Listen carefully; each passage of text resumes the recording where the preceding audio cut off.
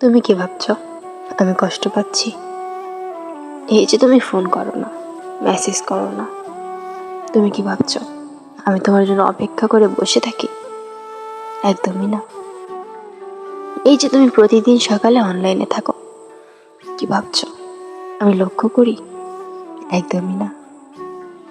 এই যে ফেসবুক খুলে দেখলাম তুমি 5 মিনিট আগেও অনলাইনে ছিলে, কি ভাবছো এটা দেখে আমি কষ্ট পাচ্ছি?